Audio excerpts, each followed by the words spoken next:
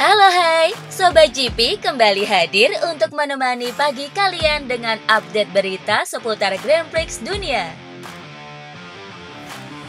Juara dunia MotoGP 2025, Marc Marquez, sukses menjalani operasi bahu kanan di Rumah Sakit Ruber Internasional Madrid. Rider 32 tahun ini dinyatakan mengalami keretakan tulang pangkal prosesus korakoid dan kerusakan ligamen di bahu kanan. Namun pemeriksaan klinis dan radiologis memastikan cedera ini tak berhubungan dengan cedera sebelumnya dan tidak terdapat pergeseran tulang yang signifikan. Tim medis yang memeriksa Marquez selama 7 hari terakhir menemukan bahwa retak korakoid dan kerusakan ligamen tidak menunjukkan tanda-tanda stabilisasi yang memadai setelah seminggu perawatan. Tim medis akhirnya memutuskan untuk melakukan stabilisasi bedah dan perbaikan ligamen atromyoclavicular guna mencegah ketidakstabilan jangka panjang. Operasi berjalan sukses dan kini Marquez telah kembali ke rumah untuk memulai masa pemulihan intensif.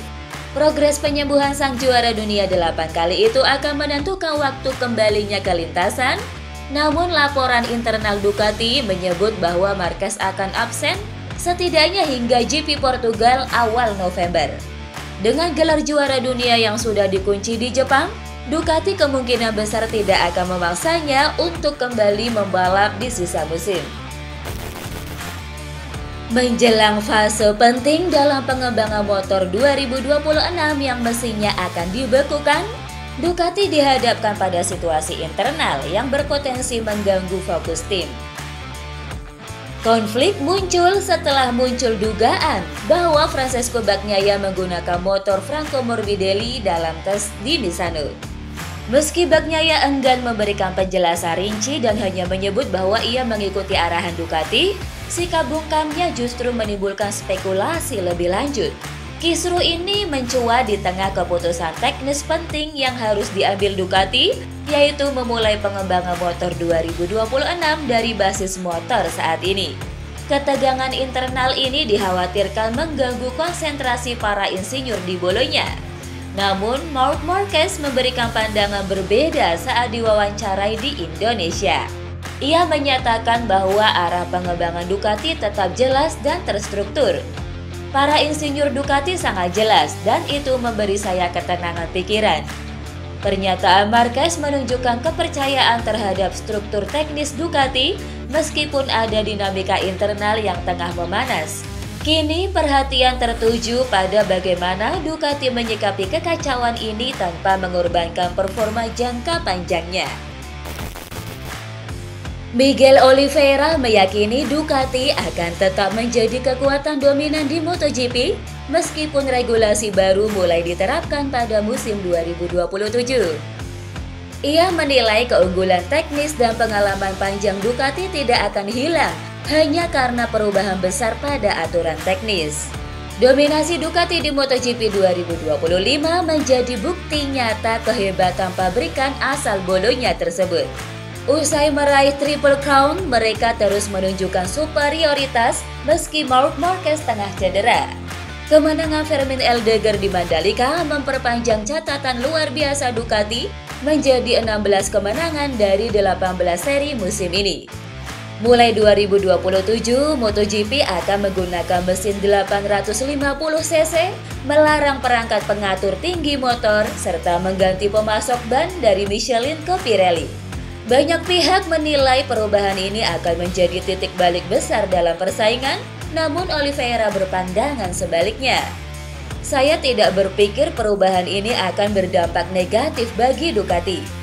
Mereka memiliki basis teknologi yang sangat kuat dan pengalaman panjang dalam beradaptasi dengan aturan baru. Saya yakin mereka tetap akan menjadi favorit di awal era baru nanti. Oliveira menambahkan bahwa Ducati unggul dalam kemampuan riset dan pengembangan sehingga dapat menyesuaikan diri lebih cepat dibanding pabrikan lain. Kabar positif datang dari Aprilia Racing menjelang Grand Prix Australia di Phillip Island. CEO tim Massimo Rivola memastikan bahwa Marco Bezzecchi akan kembali ke lintasan akhir pekan ini setelah absen akibat kecelakaan hebat di MotoGP Indonesia. Dalam insiden di lap pertama Mandalika, Bezzecchi menabrak bagian belakang motor Marc Marquez dan terjatuh keras ke gravel. Ia sempat dilarikan ke rumah sakit untuk pemeriksaan lanjutan, sementara Marquez mengalami patah tulang selangkah dan dipastikan absen di 2 seri berikutnya, termasuk Australia dan Malaysia. Marco akan tampil di Australia, namun untuk Jorge Martin kami belum dapat memastikan kapan dia bisa kembali.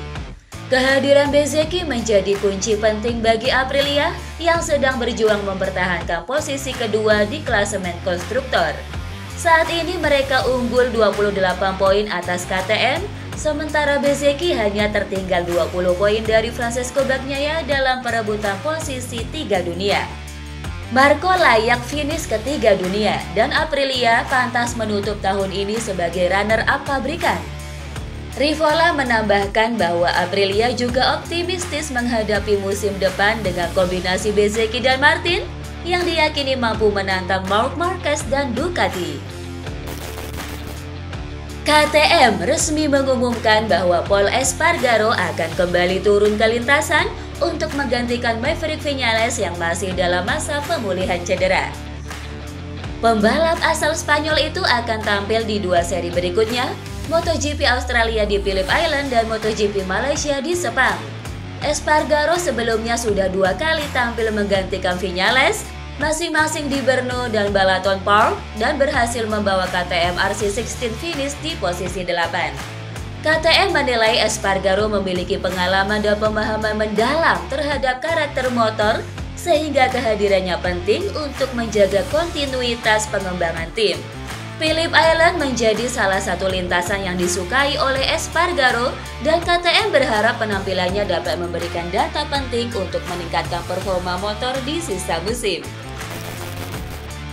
Andrea Iannone kembali menghadapi akhir pekan yang mengecewakan di World Superbike Estoril setelah hanya mampu finish di posisi ke-12 pada race 2. Pembalap Go11 Ducati itu mengalami berbagai masalah teknis yang terus menghambat performanya sepanjang musim, terutama pada sistem kopling dan kestabilan motor.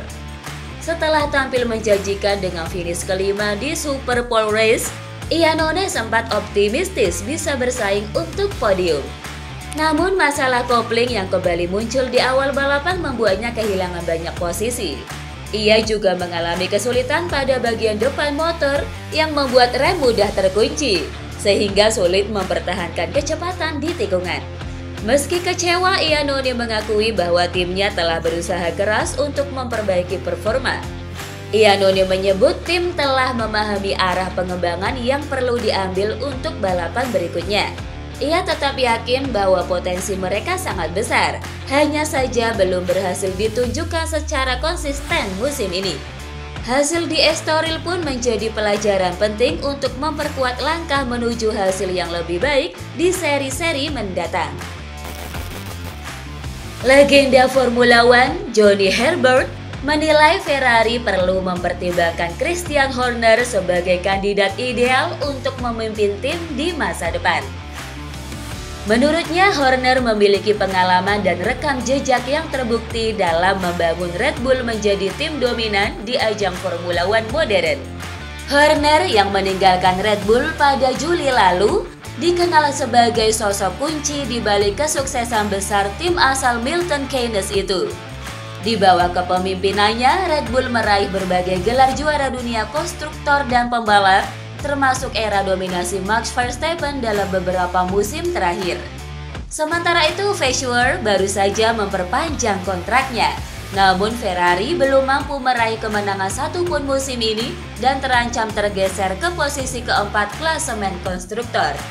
Dilansir dari Crash, Herbert menilai bahwa Horner memiliki kemampuan membangun struktur tim pemenang dan mentalitas juara yang dibutuhkan Ferrari untuk kembali bersaing di papan atas. Dengan reputasi sebagai pemimpin disiplin dan visioner, kehadiran Horner dinilai dapat menjadi titik balik yang memulihkan kejayaan Ferrari yang telah hilang selama lebih dari 1 dekade.